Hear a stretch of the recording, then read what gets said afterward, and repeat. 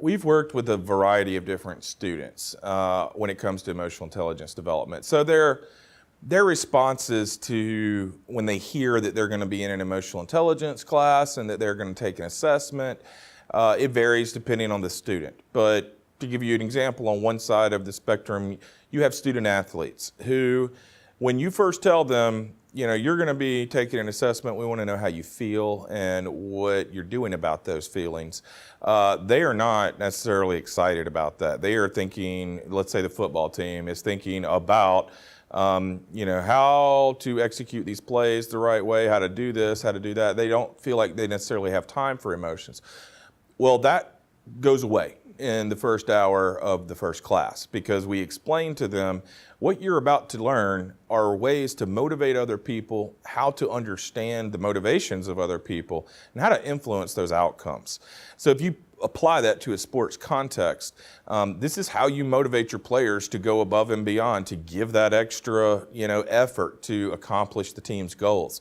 How you motivate people when it's Friday afternoon and you're tired of doing drills. How you effectively lead people in moments of stress. Do you fall back on your training or do you crumble under the pressure? These are all aspects of emotional intelligence that when they become aware of them and they start to develop them, they see instant results from them as well. The other side of the spectrum would be folks who are very interested in understanding themselves. They're very self-reflective already. They maybe score very high in some of these internal subscales, but aren't as comfortable interacting with other people, or they don't understand why other people don't think like they think. So they get it that we're about to talk about emotions, but they haven't been using them in a way that is producing the results that they want.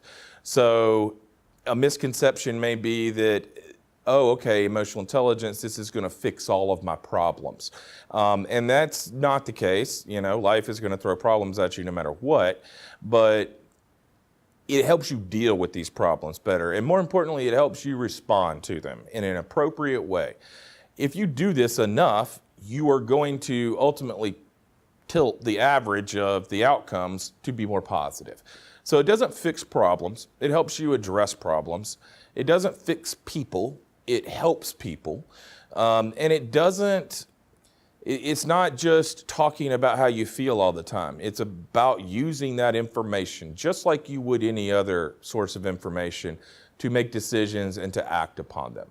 So when you hear emotional intelligence, you may think one thing, but it really is about how you interact with yourself and every other human on the planet in every situation.